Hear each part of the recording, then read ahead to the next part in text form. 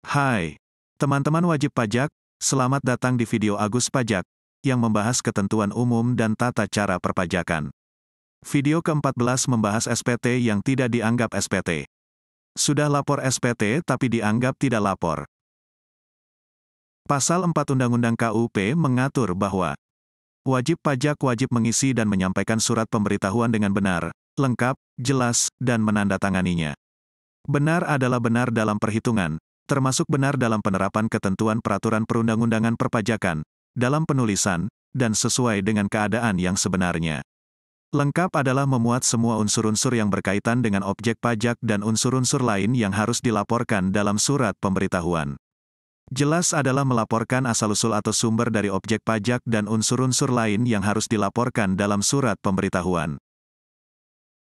Surat pemberitahuan wajib pajak badan harus ditandatangani oleh pengurus, atau direksi. Dalam hal wajib pajak menunjuk seorang kuasa dengan surat kuasa khusus, untuk mengisi dan menandatangani surat pemberitahuan, surat kuasa khusus tersebut harus dilampirkan pada surat pemberitahuan. Surat pemberitahuan tahunan pajak penghasilan wajib pajak, yang wajib menyelenggarakan pembukuan, harus dilampiri dengan laporan keuangan, berupa neraca, dan laporan laba rugi, serta keterangan lain yang diperlukan, untuk menghitung besarnya penghasilan kena pajak. Dalam hal laporan keuangan diaudit oleh akuntan publik, tetapi tidak dilampirkan pada surat pemberitahuan dianggap tidak lengkap dan tidak jelas, sehingga surat pemberitahuan dianggap tidak disampaikan. SPT dianggap tidak disampaikan apabila 1. SPT tidak ditandatangani. 2.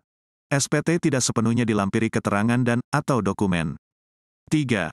SPT yang menyatakan lebih bayar disampaikan setelah 3 tahun sesudah berakhirnya masa pajak, bagian tahun pajak atau tahun pajak, dan wajib pajak telah ditegur secara tertulis, atau 4. SPT disampaikan setelah Direktur Jenderal Pajak melakukan pemeriksaan, atau melakukan pemeriksaan bukti permulaan secara terbuka, atau menerbitkan surat ketetapan pajak. SPT yang tidak lengkap dapat dianggap SPT tidak disampaikan. SPT tidak disampaikan artinya tidak lapor SPT. Walaupun wajib pajak sudah menerima bukti penerimaan elektronik. Karena dianggap tidak lengkap, bisa jadi SPT dianggap tidak disampaikan. Kantor Pelayanan Pajak akan memberitahukan secara tertulis kepada wajib pajak perihal SPT dianggap tidak disampaikan.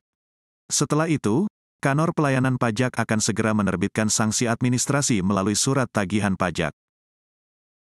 Terima kasih sudah menonton video Agus Pajak. Agus Pajak adalah tempat belajar perpajakan, bahkan bagi pemula sekalipun dapat belajar perpajakan dengan mudah. Semoga Anda dapat memahami dengan mudah.